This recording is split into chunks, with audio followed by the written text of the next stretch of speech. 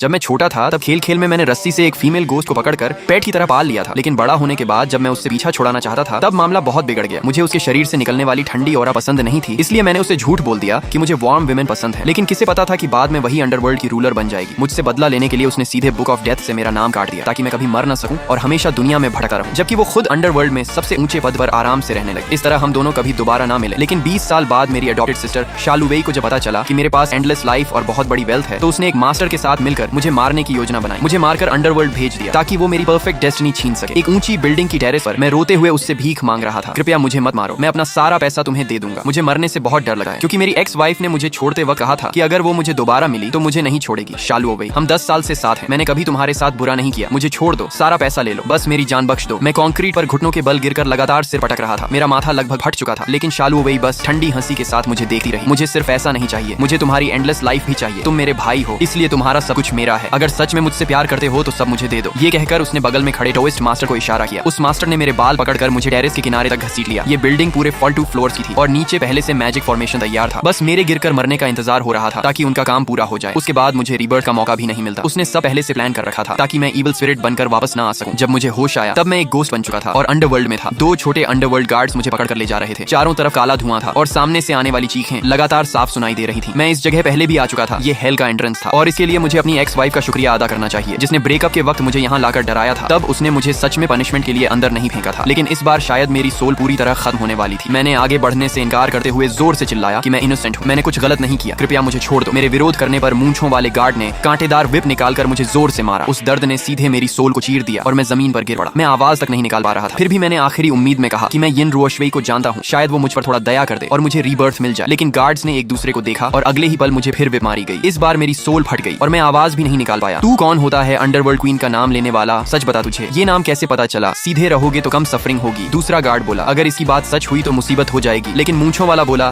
कि टाओइस्ट मास्टर ने कहा है कि इसका नाम बुक ऑफ डेथ में है ही नहीं। ये कोई क्रिकेट पाथ वाला आदमी है जिसे कुछ ट्रिक्स आती हैं, इसलिए क्वीन का नाम जानता है। डरपोक मत बनो, ऊपर वालों को पता भी नहीं चलेगा। हमें पैसा मिला है तो काम पूरा करो, जल्दी करो वरना प्रॉब्लम हो जाएगी। तब मुझे समझ आया कि ये गार्ड्स उसी ओल्ड टाओइस्ट के साथ मिले हुए हैं जिसने शालुवेई की मदद की थी। इतने में जब मैंने हेल के विशाल गेट को देखा तो मेरी सोल डर से कांपने लगी।